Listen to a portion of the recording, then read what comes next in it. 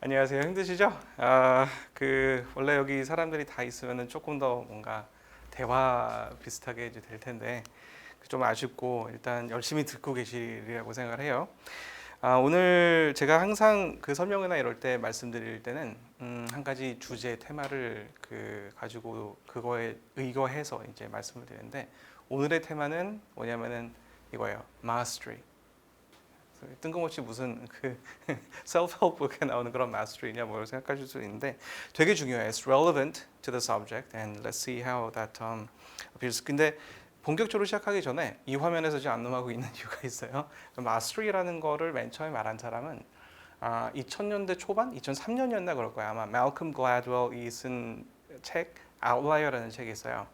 그 책에서 이제 mastery라는 게 필요하고 뭐 그런 이야기를 하면서 어떤 말이 나왔냐면 이거는 어머님들께서 많이 들어보셨을 거라고 생각을 해요. 어떤 과목을 어떤 subject matter를 내가 완전히 능숙하게 다룰 수 있는 마스터가 되기 위해서는 약 10,000시간, 10,000 hours, 10만 시간이요? 10,000시간 맞죠? 10,000시간이 필요하다라는 그런 게 있었어요. 내가 생각해 보면은 그 10,000 시간이라는 게 뭐 우리가 요즘 너무 숫자들이 크다 보니까 그 재산은 뭐 몇억, 몇십억, 부채는 몇 조, 막 이런 얘기들이 숫자가 너무 큰 세상에서 살다 보니까 이 10,000시간이라는 게 별로 크게 느껴지지 않는데 하루에 8시간씩 되게 열심히 8시간 하루에 8시간 똑같은 일하면 굉장히 힘든 거예요. 그죠? 그런데 그 8시간씩 매일 일요일도 없이 그냥 매일매일 해서 며칠이 걸리냐면 약 1,000일 정도가 1,000일 좀 더 걸려요. 그래서 결국 맞나? 하루에 10시간씩 해도 1,000일인데. 그죠? 그러니까 1,000일이 훨씬 더 걸려요. 계산해 보면은 한 3년 반 정도가 걸려요. 그러니까 매일 쉬는 시간 없이 3년 반. 이거는 엄청나게 무지막지한 그런 시간적인 그런 소요죠. 물론 학생들이 고등학교 때 마스터리를 하는 사람들은 그렇게 많지 않아요. 여기서 많지 않다는 거에 주목해야 돼요. 많지 않다는 것은 그런 사람들이 있다는 거예요. 그리고 이 마스터리라는 과정이 이제 좀 시대착오적이다. 요즘은 그럴 시간이 없다라고 생각하지만 사람은 변하질 않아요. 사람은 선사시대 때부터 지금까지 그렇게 크게 변하질 않아요. 그래서 이 원칙이 되게 중요한 거예요. 그래서 지금 말씀드리는 그 내용들을 여러분들이 이제 들으시기 전에 마스터리라는 것과 어떻게 연관되는지, 어떻게 하면은 이게 내 생활, 내 아이의 장래에 연관이 되는지, 그리고 왜 이 과목을 할 때 이 선생님이 이걸 가지고 나왔는지 한번 생각해 보면서 들으시도록 할게요. 자, 그래서 요즘 학생들이 제가 이제 볼 때 굉장히 뭔가 좀 시크하게 바뀌었네요. 그냥 말씀으로 드릴게요. 학교에서 숙제 같은 거 할 때 챗GPT로 막 숙제 만들어 가지고 내는 거 이제 익숙하시죠? 이제 너무 많이들 그렇게 하다 보니까 이제 더 이상 교수님들도 부모님들도 그냥 놔버렸어요. 학생들이 뭐 당연히 쓸 수 있다고 생각하고 그거를 전제로 어떤 교수님들은 오히려 챗GPT를 잘 쓰는 학생들을 선호하는 사람들도 있어요. 그런데 거기에는 함정이 숨어 있는 게 뭐냐면은 그 과목에 따라 달라요. 만약에 내가 프레젠테이션이 중요하고 내 지식을 포장해 가지고 이런 걸 안다라는 걸 보여주는 게 중요한 과목이다. 뭐 우리나라가 흔히 말하면 이제 고등학교 때 암기 과목이라고 해서 말하는 거 있죠. 그런 과목이라면은 이 챗GPT를 잘 사용하는 것이 나의 힘이 될 수도 있어요. 왜냐하면은 챗GPT는 이 세상에 놓여 있는 그런 모든 지식들을 한꺼번에 훑어서 이미 알고 있어요, 머릿속에. 그걸 제대로 포장을 해주는 거죠. 쉽게, 빠르게, 아주 정확하게. 정확하지는 않더라고요. 가끔가다 틀릴 때가 있는데 너무 맞는 것처럼 틀려가지고 가끔 가다가 이게 헷갈릴 때가 있어. 이게 과연 내가 만든 건지 얘가 만든 건지. 하여튼 그러한 상황에서 학생들이 쓰는 거는 필수 불가결해요. 근데 저는 이게 되게 문제가 크다고 봐요. 왜냐하면은 뭐 전뿐이 아니라 많이들 그렇게 생각하시겠지만 그 문제가 되는 이유에 대해서 설명을 드릴게요. 챗GPT를 잘 쓴다는 건 뭐냐면 쉽게 말하면은 이거는 내가 아는 척을 쉽게 할 수 있다는 거예요. 그러니까 내가 실제로 모르는 게 많아도 아는 게 요만큼밖에 없는데 그걸 10배, 100배로 뻥튀기 해가지고 이만큼 알고 있다라고 말할 수 있게 해주는 게 이런 AI 툴들이에요. 자, 그렇다면은 내가 학생의 입장에서 나는 공부를 하고 싶을까요? 안 하고 싶을까요? 당연히 안 하고 싶겠죠. 덜 하고. 왜냐하면 사람은 효율을 좋아하니까. 내가 공부에 쓰는 시간이 적고 조금만 공부해도 이만큼 모을 수 있으면 그게 좋은 거예요. 그게 효율이죠, 효율. 효율이 항상 좋은 건 아니에요. 왜냐하면은 여러분들이 조금만 알아도 많이 아는 척 할 수 있게 되면 어떻게 돼요? 공부를 안 해요. 내가 느는 게 실질적으로 느는 양, 그러니까 뭐 내 지식과 경험과 마스터리가 늘어날 그런 시간이 없어진다는 거예요. 그게 가장 결정적인 문제라고 생각해요. 왜냐하면은 우리가 지금 그 대학교에서 뭐 필요한 인지상 여기 적어놨는데 학교에서뿐만이 아니에요. 우리가 사회에 나가서 어떤 활동을 할 때 그리고 뭔가 우리가 이제 이 세상에 내 족적을 남기려고 뭔가 커다란 일을 하고 싶어요. 다른 사람들이 기억해 줄 만한 일을 하고 싶어. 그러면은 필요한 게 뭐냐면은 아는 척을 하는 게 아니에요. 아무리 다른 사람이 써놓은 거 만들어 놓은 지식들 막 습득해가지고 이 사람이 이거 말하고 이 사람이 이거 말했으니까 그래서 이런 거다라고 말을 해봤자 사람들은 여러분을 기억해 주진 않아요. 그죠? 내가 그 크레딧을 얻기 위해서는 내가 뭔가 새로운 걸 만들어내야 돼요. 여기서 키워드는 이거예요. 마스터리가 중요한 이유가 창조와 연관되기 때문에 그래요. 자, 마스터리 단계가 있어요. 이거는 말콤 글래드웰이 말한 게 아니라 그 요즘 최근 글에도 좀 컨템포러리한 작가인데 로버트 그린이 요즘 새로 쓴 책 중에 마스터리라는 책이 있어요. 제목도 똑같아요. 그 저자가 말하는 것이 제가 생각하는 거랑 되게 비슷하고 다른 그 흐름과 이제 일치하는 게 많은데 그래서 말한 건 뭐냐면은 마스터리는 단계가 있다. 첫 번째는 이제 시작하는 단계, 그러니까 관심을 가진 단계. 그 다음에는 apprentice 단계. 내가 도제 비슷하게 누구한테 가가지고 잘하는 그 시대의 마스터한테 가서 배우는 거죠. 배우면서 점점 능력이 늘어가요. 그 다음에는 뭐가 되느냐? 그 다음에는 내가 스스로 안 봐도 이걸 할 수 있을 정도로 완숙하게 되고 그게 이제 마스터가 되는 거예요. 그 다음에 마스터가 된 다음에는 뭐를 해야 되느냐? 창작 활동을 해야 돼요. 뭐 대학교에서 여러분들이 이제 대학교 공부를 해서 undergrad 코र्스를 가고 그다음에 마스터스 디그리라고 하죠. 석사 과정. 석사 과정이 마스터스 디그리예요. 그게 왜 마스터스냐면은 여러분들이 공부할 수 있는 모든 도구를 내가 마스터했다라는 걸 보여주는 거예요. 그럼 그게 끝이냐? 그게 아니죠. PhD가 남아 있죠. PhD는 뭐냐면은 내가 스스로 마스터를 한 다음에 그걸 가지고 내가 창조를 할 수 있느냐를 보여주는 거예요. 다른 사람들이 인정할 수 있는 이건 독보적인 연구 결과다라고 말할 수 있는 거를 내가 다른 사람들한테 인정받을 정도로 새로운 걸 만들었느냐? 그게 바로 창조 단계예요. 이 창조 단계는 아직 다행히도 챗GPT가 못하고 있어요. 챗GPT는 창조된 거를 잘 섭렵해서 잘 포장해 줄 뿐이에요. 이게 만약에 인공지능이 이런 창조를 할 수 있게 되면 그건 좀 위험해질 수도 있다는 생각이 드는데 가능하면 그런 걸 안 했으면 좋겠어요. 창조는 제 생각에는 인간의 영역으로 남아야 돼요. 그래야지 우리가 우리 미래를 가리킬 수 있어요. We need to be the captain of our fate. 그죠? 아니, captain of our soul, so that we can be the master of our fate. 그래서 이런 뭐 그는 차치하고 그건 내가 뭐 하라고 해서 되는 것도 아니고 하지 말아서 안 되는 것도 아니니까 뭐 그는 그냥 개인적인 소감에 불과하지만 여러분들의 자녀가 창조를 못 하잖아요. 그러면은 이 세상에서는 설 자리가 없어지게 돼요. 왜? 왜냐하면은 챗GPT 시키면 다 할 수 있는 거를 굳이 사람 시킬 이유가 뭐가 있어요?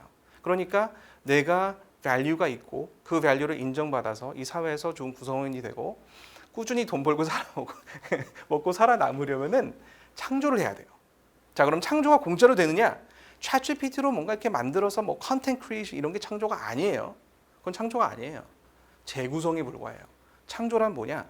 내 마음속에 뭔가 이렇게 올곧은 어떤 체계가 생겨서 그게 이 세상의 어떤 페노메넌 프로블럼들을 미러하고 그 미러 되는 것이 너무나 발전돼 가지고 다른 사람들이 못했던 어떤 거를 새로 해 나가야 돼요. 그게 창조예요.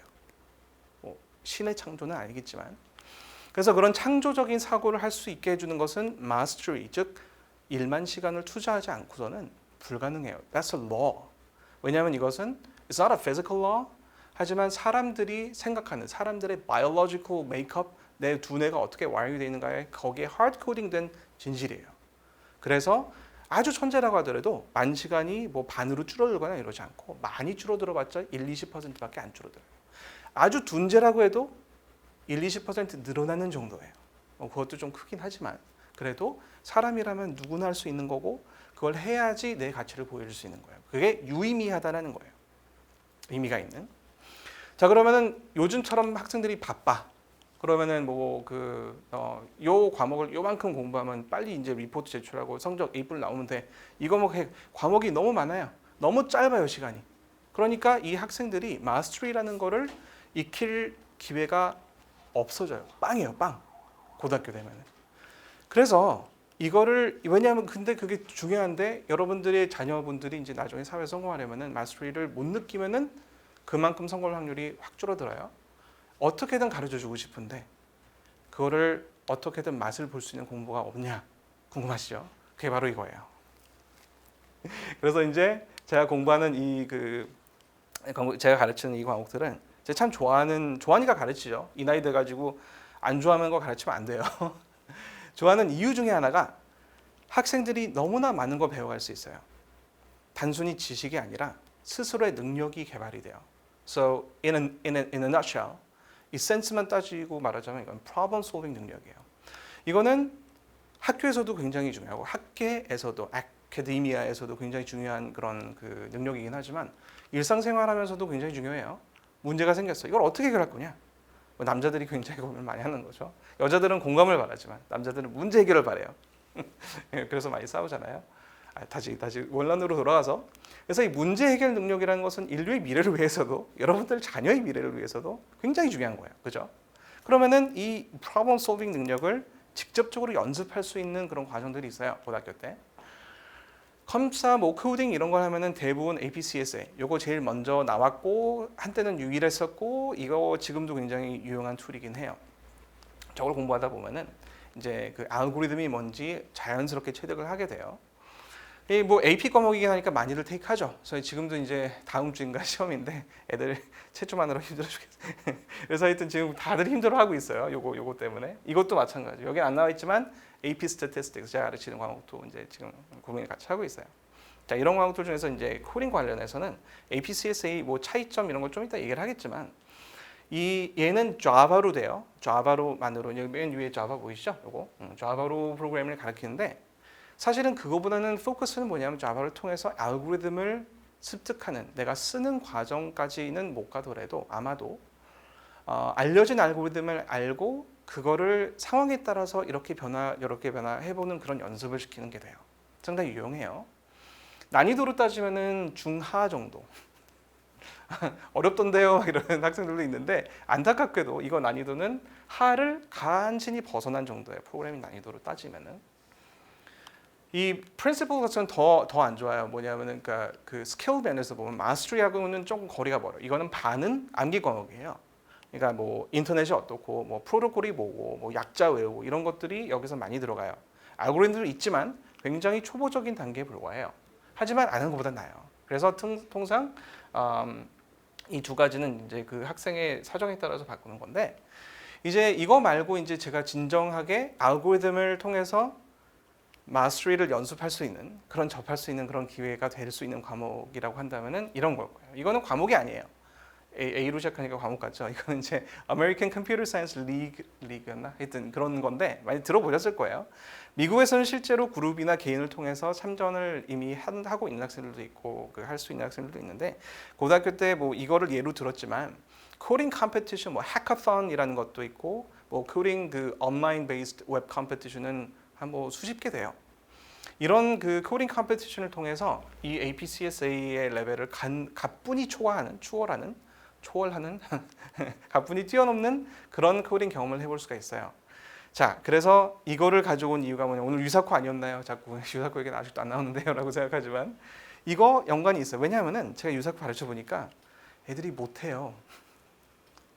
그러니까 좀 이따가 자세히 설명해 드릴게요. 그 중간 단계가 될 수 있는 거를 이제 그 얘기를 하고 이걸 왜 여기다 놨냐면은 이제 제가 강의를 하는 거를 들으면은 여기도 참여가 가능하다라는 걸 말씀드리기 위해서 여기다 끼워 놨어요. 이거는 이제 코딩 컴피티션 포맷으로 즉 시간 제한이 주어지고 그 시간 동안에 주어진 문제를 해결하는 거고 of course you have to code.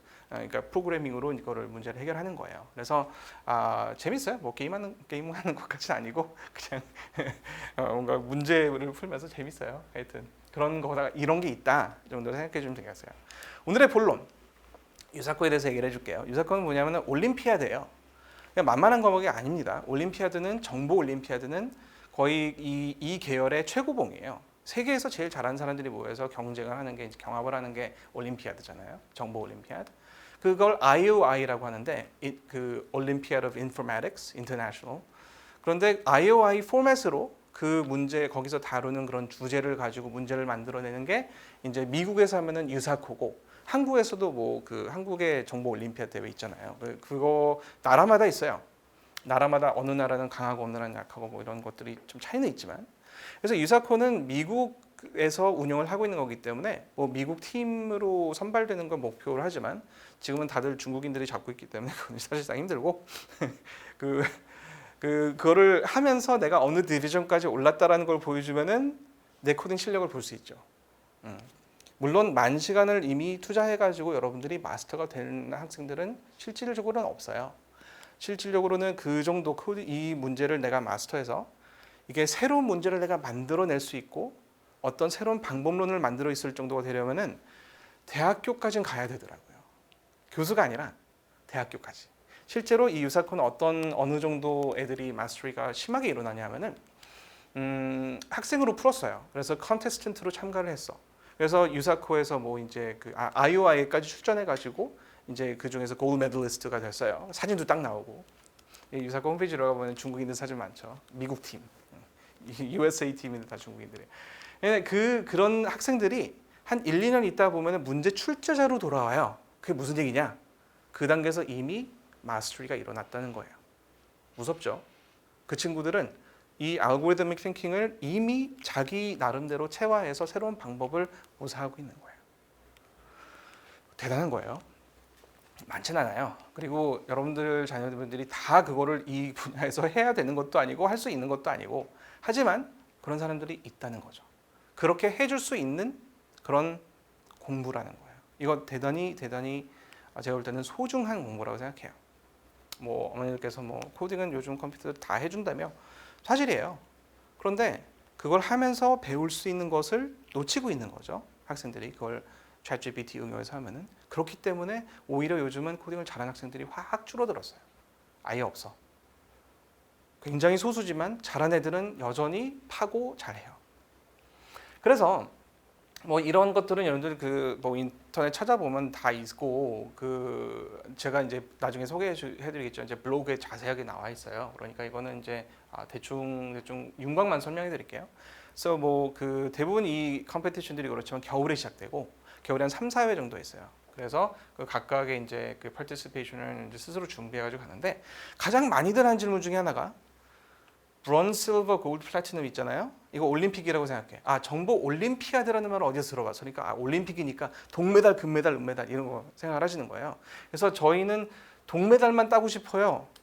가능한가요? 라고 물어보면 제가 뭐라고 말씀드리냐면은 물론 가능하죠. 왜냐하면 홈페이지에 아이디만 만들면 동메달이거든요. 메달이 아니라 브론즈 디비전이에요. 디비전. 맨 처음에 들어가면 다 브론즈 디비전이고 그 다음에 내가 승급을 하면 브론즈 문제들을 잘 풀 수 있다 보여주면은 승급을 하는 거예요. 실버로. 그리고 실버에서 실버 문제를 시간 안에 잘 풀면은 골드로 가고 and so on and so forth. 플래티넘은 뭐냐? 올라갈 데가 없는데.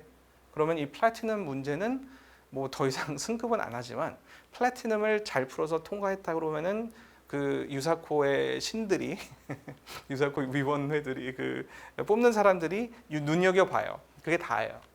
그리고 플래티넘에서 계속 그 뛰어난 결과를 한 서너 번씩 이제 그 하면은 그 해에 팀원으로서 고려가 돼요. 그래서 이제 선발이 되는 건데 사실 거기까지는 바라는 건 약간 무리고 중국인들이 워낙 강해서 무리지만 자 여기서 브론즈를 통과해서 실버까지만 갔다. 이게 얼마나 대단한 거냐면은 APCSA는 그냥 껌이에요, 껌. 비교하자면은 좀 속된 말로. 그래서 이거에서 여기 넘어가는 걸 보여준다는 그만큼 대단한 거예요. 실버에서 골드, 난 골드다. I'm in gold division. 이러면은 MIT 같은 데서 이제 맨 처음 프레시맨들이 들어와가지고 서로 사이즈업 할 때 서로 이제 네가 쓰냐 내가 쓰냐 기싸움 하잖아요. 그러면은 나는 유사코 골드인데 그러면은 옆에 있는 애가 그래 축하해. 난 플랫이야. 플랫은 뭐냐 플래티넘. 그러면 이제 찌그러져야 돼. 실버는 어디서 명함도 못 내밀어요. 브론즈는 그 학교에 없어. 알겠죠? 그러니까 이런 게 그 어떤 배지 역할을 해줄 정도로 뭔가 그 공신력까지는 아니지만 적어도 학생들의 그 그레이프바인에서는 중요한 어떤 지표 역할을 해줄 정도예요. 그러니까 내 코딩적인 지적인 능력이 이 정도다라는 걸 단적으로 보여주는 거죠. 그래서 다시 말하지만 이 브론즈, 실버 이거는 디비전이고 메달이 아닙니다. 그래서 맨 처음에 이제 제가 이제 가르쳐 주면은 브론즈 문제를 푸는 거예요. 그래서 목표는 뭐다? 실버예요. 첫 번째 목표는 실버로 되는 거예요. 알겠죠? 자, 그래서 이제 이런 것들은 뭐 다 이런 거 좋고 뭐 중요하고 알고리드믹 띵킹 중요하고 그다음에 뭐 실버도 하면은 그 원서 쓸 때 가치가 있고 이런 것들은 다들 아실 거라고 생각하는데 사실은 이후에 대학교 가서까지도 이 대회를 이전 그 대회에서 문제를 풀어서 느끼는 쾌감을 잊지 못해가지고 다시 돌아온 학생들이 있을 정도로 뭔가 거기에 빠져들면은 계속 그거를 할 수 있게 만들어주는 거예요. 그래서 내가 어떠한 이런 problem solving 이게 어떻게 보면은 약간 중독성이 있는 그런 건데 이게 좋은 의미에서의 중독이에요. 뭐 게임 중독하고는 좀 달라요. 메커니즘은 비슷할지 모르고 모든 중독은 메커니즘이 비슷하니까 하지만 이거는 positive한 피드백인 거죠. 그래서 이 공부를 계속하게 되면은 굉장히 일상생활에서건 여러분들의 일을 하면서건 여러분들이 취직을 했어. 그 상황에서 팀이 뭔가 해결해야 될 문제가 있어. 여기에 대해서 직접적으로 창조적이고 굉장히 효율적인 솔루션을 만들어내는 데 도움이 돼요. 그래서 이 유사법 관련 서적을 삼성 그 디벨롭먼트 팀 IT 쪽 그 팀원들이 가장 많이 빌려가는 도서관에서 빌려가는 책들 목록 중에 하나예요. 실제로. 자, 그래서 이제 이 프로그래밍을 듣는데 그러면은 이제 그 어머님들께서 이제 그 정말 좋네요. 같이 보고 싶어요. 그래서 애들을 끌고 와. 애들은 하기 싫어. 대부분 그래요. 어머님들은 의욕이 넘쳐나요. 근데 아이들은 다 자기 생각이 따로 있어요. 이거를 설득하는 거는 어머님들의 그 job이고 제가 약간씩 도와주는 쉽고 이제 조금 맨 처음에 그 인덕션을 잘 하는 그런 것도 저의 몫도 있지만 근본적으로 이거를 소개시켜 주는 거는 우리 어른들의 몫이라고 생각을 해요. 그런데 어머님께서 가장 이해를 잘 못하시고 있는 게 다른 AP 과목이나 이런 것보다 이 과목은 성격이 완전히 달라요. 제가 아까 말씀드렸죠. 이거는 마스터리가 필요한 과목이라고. 그럼 선생님 이걸 공부하려고 10,000시간을 공부해야 되나요? 그렇게까지는 안 가요. 10,000시간 지나면 아까도 말했지만 문제 내고 있지. 그죠? 이미 골드 메달리스트가 문제를 내고 있어요. 10,000시간은 아니에요. 하지만 적어도 내가 apprentice 마스터에 근접할수록 성적이 좋아져요. 그 지표, 그 경험, 내가 한 문제를 풀어 나가면서 정말 이제는 이런 유형 문제는 나도 문제를 낼 수 있겠다. 쉬운 것들은 그런 느낌을 받아가면서 또 잘하고 받아가면서 또 성장하고 이런 거를 느낄 수 있는 게 요즘 많지 않아요. 고등학교 때 대부분 과목들은 한 세메스터, 두 세메스터 하고서는 반짝하고 끝이야. 잊어버려. 이거는 공부가 아니에요. 진정한 공부는 그런 게 아니고 내가 성장해야 공부인 거예요. 굉장히 이거는 좋은 공부예요. 고등학교에 남은 몇 가지 안 되는 진짜 오랫동안 시간을 투자해야지 유의미한 결과를 얻을 수 있는 좋은 공부라고 생각해요.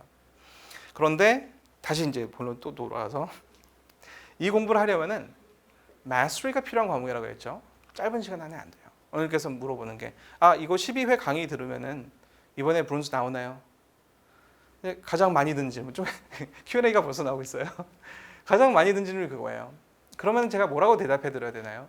이거는 이 과목을 이해를 못하고 있는 거예요. 만약에 어머니께서 그거를 AP CSA다, 뭐 AP Statistics다, 아니면은 뭐 Principles CSA가 뭐 다른 어떤 암기 과목이라는 건 자신 있게 대답해 줄 수 있어요. 몇 시간 시수 들으면은 할 수 있다.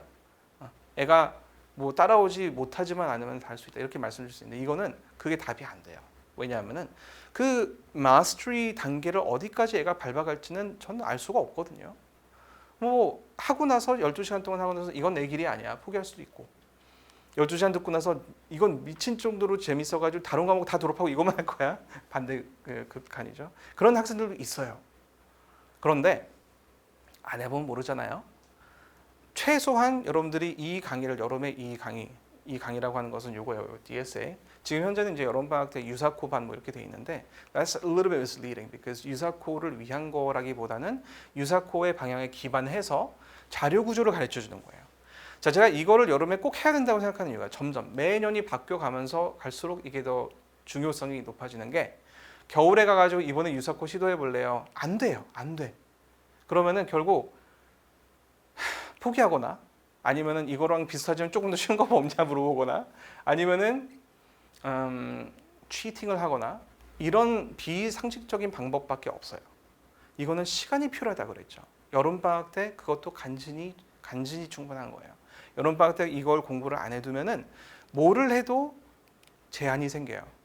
브론즈에서 실버까지는 운이 좋으면 갈 수도 있어요. 실버에서 골든 꿈도 꾸지 마세요. 어떤 경우에는 브론즈 문제도 못 푸는 경우가 많아요. 이게 탄탄히 잡혀있지 않으면. 그래서 꼭 필요한 것들, 코딩 기법, 뭐 언어랑은 상관없이 사실은 저는 이제 C로 강의를 해야 된다고 생각하지만 Python, Java, C 어느 걸 해도 좋아요. 여러분들이 좋아하는 언어. 뭐 심지어는 스크래치로 해도 좋아. You can do it. 그런데 그 알고리즘을 내가 경험을 해보는 거 이거 하면은 이제 그 모든 컴피티션들이 여러분들 앞에 열려요. 뭐 온라인 컴피티션들 아까 말씀드렸던 ACSL 한국에도 있어요. KCSL이라고 참가 다 가능해요. 유사코 가능해요. 가능한데 브론즈에서 실버까지는 확률이 높아요. 왜냐하면은 마스터리에 필요한 시간이 적으니까. 그러니까 정확하게 말하면은 마스터리를 끝까지 갈 때까지 많은 시간이 필요하지만 요 정도까지만 가도 문제는 풀 수 있어요. 어프렌티스 정도만 돼도 그 문제는 풀 수가 있어요. 브론즈 문제들은. 그런데 인터미디어트한 요 그 어프렌티스십이 많이 진행이 돼야지 골드랑 플래티넘까지 갈 수 있는 거예요. 그러니까 이 과목을 공부를 안 하고서는 거기까지 못 가요. 이 공부를 해서 가느냐? 그거는 개런티가 안 돼요. 그럼 도대체 뭘 하라는 거냐? 그죠? 학원에서는 보통 이거 들으면은 다 5점 나와요. 다 100점 나와요. 이런 걸 원하시잖아요. 세상에 그렇게 쉽지 않아요. 이 과목은 저는 이제 그 APCSA 같은 것도 그렇게 말할 수 있는 과목들도 가르치지만 이 과목은 그렇지 않아요. 차이를 아셔야 돼요. 이거는 재능이 있는 학생들이 시간을 많이 썼을 때 유의미한 결과가 나오는 과목이에요. 그러니까 어머니께서는 너무 어렵게 생각하지 마세요. 한번 보내보세요. 애가 컴퓨터라면 경기를 일으킨다. 이런 보내지 마세요. 제발. 억지로 끌고 오셔가지고 좋은 거 하나도 없어요. 괜히 반감만 사고 사이만 안 좋아져. 그리고 만약에 애가 컴퓨터를 좋아한다. 좋아한다는 것은 게임하는 거 좋아하는 거 말하는 게 아니에요. 게임은 누구나 좋아해요.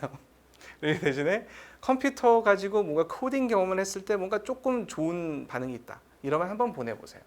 이렇게 이 과목을 듣고 나게 되면은 APCSA 할 때도 도움이 돼요. 분명히.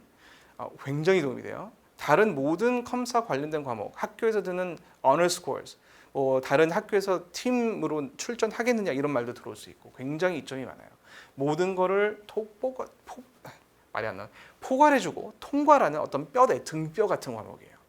알겠죠? 이거를 꼭 여름방학 때 아니면 시간이 없어요. 가을 되니까 안 돼요. 제가 중간에 주말반으로 하려고 해봤는데 애들이 학교에서 다른 거 하느라고 신경을 못 써요.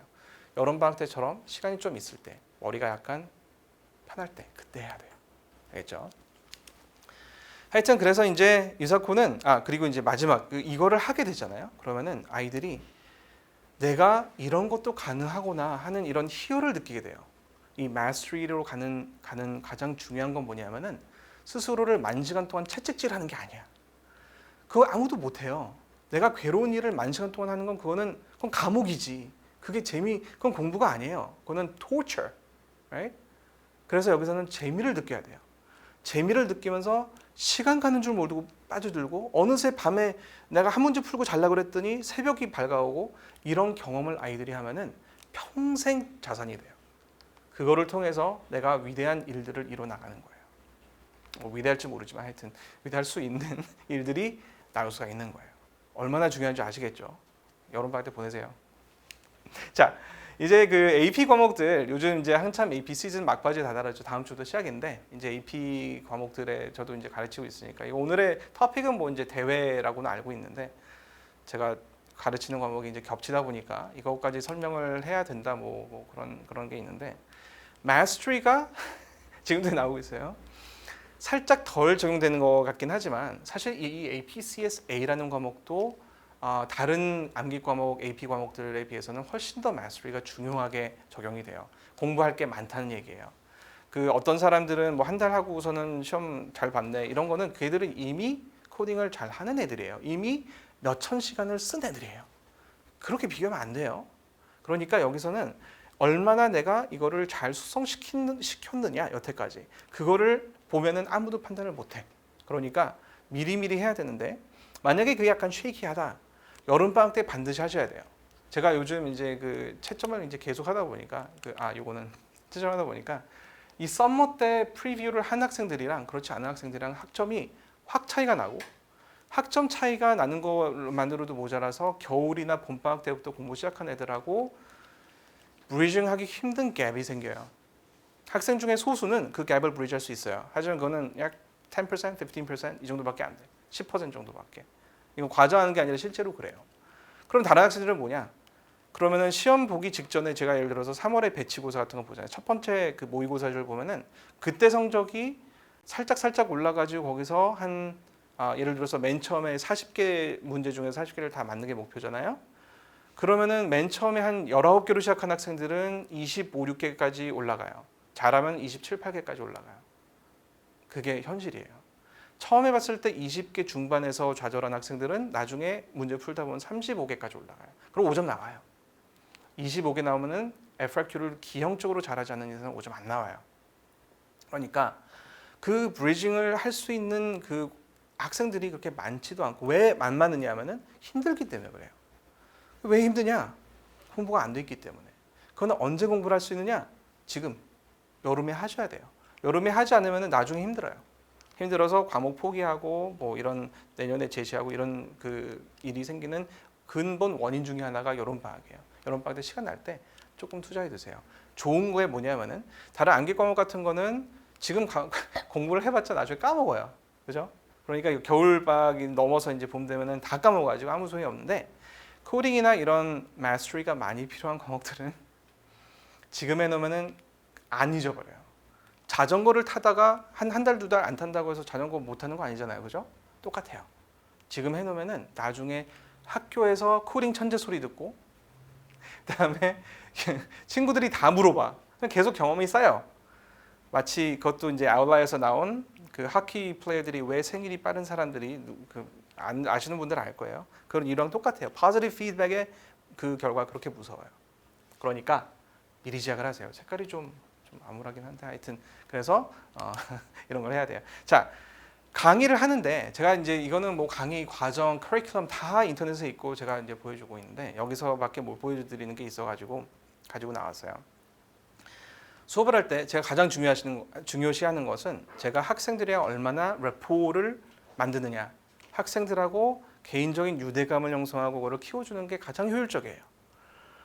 물론 1대 다 클래스에서 그게 쉽지는 않아요. 그래서 가급적이면 학생의 피드백을 많이 받으려고 하는데 예를 들어서 코딩 같은 경우는 이 플랫폼을 일부 많이 활용을 해요. 이건 이제 그 제가 사용하는 코딩 그 체커 프로그램인데 학생이 무슨 문제를 언제 시도했고 어디까지 풀었고 여기 못 풀었고 이런 까지 다 나와요. 그러니까 이 학생이 뭐를 못 이해하고 있는가 굉장히 쉽게 볼 수 있어요. So 많은 연습과 학생의 그 현재 상황에 딱 맞는 그런 어드바이스를 주기 위해서 굉장히 중요하고 이거를 통해서 코딩 경험을 많이 이제 키워줄 수 있는 그런 강의가 될 거예요. 자, 이거는 요즘 들어서 이제 학생들이 보고 있는 테스트 게이트라고 이번에 처음 도입을 했는데 이름 안 나오죠? 이름은 다 가려놨어요. 근데 이게 제가 이제 그레이딩 보고 있는 화면이에요. 그래서 실제로 학생들이 이제 시험을 보고 나면 제가 모의고사를 내놓고 보고 나면은 이렇게 이 화면이 나오는데 여기서 보시면 이제 AP Statistics, AP Computer Science에 있죠. 프린시플도 있는데 지금 다른 화면에 있어요. 근데 그 시험들을 보고 스스로 이제 체크를 할 수 있고 제가 이제 거기 주관식 답안 이런 거 피드백을 줘요. 이 주관식 답안 피드백을 하면서 많은 거를 알게 되고 많은 걸 느끼고 그 학생들이 이제 어떤 상황인지 거기에 대해서 제 강의를 이제 테일러 메이드 할 수 있게 되고 여름 방학 때는 물론 이거는 안 쓸 거예요. 하지만 이 시스템을 이용을 해가지고 학생들한테 퀴즈도 내고 그래서 학생들이 현재 어떤 상황인지 어머님들께서 직접 들어가 보셔서 제가 퀴즈 몇 점 맞았나 저희가 문자로 안 보내드려도 돼요. 직접 확인하실 수 있어요. 그래서 이 시스템적으로 많이 많은 거를 볼 수 있는 그런 상황을 만들어냈어요. 맨 밑에 보면 이건 여기 보실 필요 없고 저건 이제 제가 다 끝낸 거고 이번 맨 밑에 페이지에서 보시나요? 28이라고 돼 있죠? 대충 보면 한 페이지에 10명 정도 돼요. 이거 이번 봄 3월, 4월에 280명 채점한 거예요. 280명은 아니고 280개 리스폰스를 힘들어서 지금 눈알이 아니 그런 말 하면 안 되지 하여튼 요즘 이렇게 힘들었던 적은 처음인데 이 시스템이 새로 들어와서이기도 하지만 하여튼 앞으로 이거를 잘 활용을 하면은 학생들이랑 조금 더 친해지고 한 발 더 다가가는 그런 좋은 플랫폼이 될 거라고 생각을 해요. 뭐 어쨌거나 학생들을 이제 맡겨주시면은 제가 이제 공부랑 관련되지 않은 고민들도 들어주고 이제 그 끌어주면서 이 학생들이 이 공부에 대해서 진정한 에센스가 뭔지 잘 파악할 수 있도록 해드리는 게 제 목표예요. 그래서 하여튼 이런 과정이고요. 학생들이 이렇게 이쁘게 잘 써가지고 보낸 거 제가 채점해 보였다. 제 글씨 좀 못 쓰긴 하지만 그래도 다들 알아보더라고요. 하여튼 이런 상황이에요. 이것도 이제 이거는 컴퓨터 사이언스 피드백이고 각각에 대해서 이런 것들이 모자랐다 이렇게 피드백을 해준 거예요. 이런 식으로 매번 할 때마다 이제 여름 방학 때도 퀴즈 같은 게 있어서 이거만큼 이제 비중은 덜하겠지만 퀴즈를 통해서 자기가 현재 어느 정도 위치에 와 있나 실시간으로 확인할 수 있어요. 자, 이런 걸 통해서 이제 할 수 있고 그 다음에 아까 말씀드렸듯이 내 아이가 유사고를 할 수 있을까요? 이거는 조금 있다가 할까요? 어떻게 할까요? Q&A는 지금 이거 그냥 제가 말씀드리면 될까요? 따로 어머님들께서 물어보시는 건 아니죠? 지금 알겠습니다. 그래서 제가 예측을 해서 이제 Q&A를 가져온 건데 이거는 나중에 이제 그 제가 홈페이지 보여드릴 거예요. 제 블로그 페이지가 있는데 거기 들어가서 그 이런 질문들 나오는 거를 잘 정리를 해놨으니까 보시고 이번에도 이제 설명이 끝나면 이 내용 가지고 또 그 글을 게시를 해놓을 거예요. 내 아이가 유사코를 할 수 있을까요? 글쎄요. 여기서 내가 당연히 됩니다. 뭐 다 알 수 있어요라고 말하면은 그거는 좀 그건 사실 거짓말이에요. 누구나 다 할 수 있는 건 아니에요. 하지만 아까 말씀드렸듯이 애가 관심을 보이면은 한번 노출을 시켜 보세요. 언제? 여름에. 괜히 겨울에 가가지고 실전 문제는 남들 다 풀고 있는데 괜히 처음 들어와가지고 다른 사람들 다 아는 거 이렇게 저 혼자 질문하는 그런 상황 만들지 마시고 일찍 공부를 시작을 하세요. 알겠죠? 조금 놓친다면은 가을에 약간 보강을 할 수도 있지만 어쨌거나 여름 때 뭔가 버디가 일어나야 돼요. 그게 되면은 할 수 있어요. 실제로 실버까지는 누구나 가요. 누구나. It's a matter of time. 1년이 걸릴 건가, 한 달이 걸릴 건가, 2년이 걸릴 건가 그런 거의 차이지 누구나 가기는 가요. 그 정도 문제에서만 나오는데 사실 어려운 게 섞여 있긴 하거든요. 그래서 이거는 제가 개인적으로 처음에 그 뭐 인롤먼트를 기준으로가 아니라 끝까지 나랑 같이 개인 수업까지 가는 학생들은 거의 지금 현재 100%그 실버 달성을 했어요. 그런데 이게 그 100%니까 믿을 수 없다라고 생각하지만 그 사람들이 이제 개인 끝까지 간 거를 얘기를 했어요. 처음에 들어오는 일 중에 뭐 첫 수업 듣고서는 포기한 학생들 많아요. 이건 도저히 내 길이 아니다. 그리고 뭐 그 다 살아남고 끝까지 이제 가가지고 제가 이제 이번에 시험 봐 이렇게 하면 돼 하고서 계속 인커리지를 해가면서 한 학생들은 거의 예외 없이 실버까지는 가요. 실버 다음에 골드는 that's a different problem, that's a different story. 재능이 좀 어느 정도 받쳐줘야 돼요. 개인차가 심하고 실제로 이거는 확답을 한마디로 드릴 수 없는 거기 때문에 개인적으로 학생을 제가 봐야 되거든요. 그러니까 딱 본다고 해서 제가 무슨 관상으로 그걸 판단할 수 있는 것도 아니고 보고 클래스에서 어떻게 비헤이브 하는지 봐야 돼요. 그러니까 일단 수업을 먼저 진행을 하고 아이의 반응을 보시고 또 나중에 제가 수업이 좀 진행되면 제가 말씀을 드릴 거예요. 그러면은 알 수 있어요. 제가 판단하는 거는 말씀을 드릴 정도 단계가 되면은 어느 정도 확률을 보장해 드릴 수 있어요. A와 P 중에 어느 걸 해야 될까? 이건 너무 많이 물어보는 문제인데 단적으로 말하자면은 APCSA는 이공계 또는 컴사 전공 이러면 APCSA가 기본이에요. APCS를 하면은 APCSP를 따로 할 필요는 없지만 뭐 하는 것도 나쁘지 않아요. 이런 과목이 조금 성격이 달라요. APCSP는 컴퓨터 시스템 전반에 대한 내용이고 이거는 코딩 포커스예요. 알겠죠? Java고 얘는 Python 또는 다른 어떤 언어를 해서도 상관이 없긴 해요. 하여튼 그런 차이점이 있는데 이건 제가 블로그 페이지에서 나온 거예요. 그러니까 올라가서 보시고 Q&A 많으실 건 줄 알아요. 제가 오늘 말씀드리면서 많이 이제 그 얘기를 했는데 하여튼 그래서 지금 여러 이 Q&A 같은 거를 하는 것보다는 잘생겼죠? 저는 이런 사람입니다. 하여튼 이거는 근데 별로 효과가 없더라고요. 잘 안 읽어보시고 그런데 계속 이거 보여드리고 있죠. 좀 읽으세요 이러고. 근데 사실은 제가 이제 보여드리고 싶은 건 요거예요. 이게 제가 이제 그 제이슨 CS 랩이라고 만들어 놓은 블로그인데 보시다시피 이런 지금 현재 올라와 있는 글이에요. 밑에 보면은 이거 좀 잘렸는데 밑에 그 카테고리가 이제 과목별로 APCSA다, Statistics다 아니면은 뭐 기타 등 여러 가지가 있어요. 그래서 여기 들어가셔서 조금 그냥 뭐 차 한잔 하시면서 한번 읽어보세요. 그 I promise it's gonna be worth your while. It's worth your time. 조금만 인베스트를 해보세요. 설명에 들어서 필기 열심히 해봤자 그 필기 나중에 내가 보면은 내가 뭔 소리 썼는지도 몰라요. 그러니까 체계적으로 정리해 놓은 거 요걸 보세요. 알겠죠? 그래서 이걸 만들어 놓은 거고 어딘지 궁금하시다고요? 여기 있어요. 여기 이게 이제 네이버 제이슨 CS 랩이에요. 제이슨 크스 랩이 아니라 Jason, that's my English name, and CS is computer science, and lab, you know what lab is, right? So Jason CS Lab이에요. blog naver.com 들어가서 들어가시면 되고요. 못 찾겠으면 전화 주세요. 그리고 여기 QR 코드가 있는데 카카오는 원래 오픈을 안 하려고 했는데 이게 너무 효율적이더라고요. 그래서 이제 여기다 QR 코드 이거 찍으시면 돼요.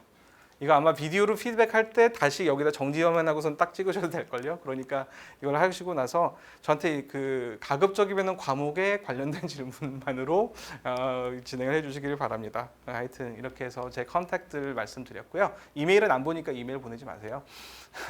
그래서 요즘 뭐 이메일을 잘 안 보게 되더라고요. 하여튼 그러니까 연락 주시고 궁금한 거 있으면은 질문 주시는 거에 따라서 제가 네이버의 그 블로그에 글 또 쓸 수도 있어요. 그러니까 얼마든지 프리하게 질문을 주세요. 감사합니다.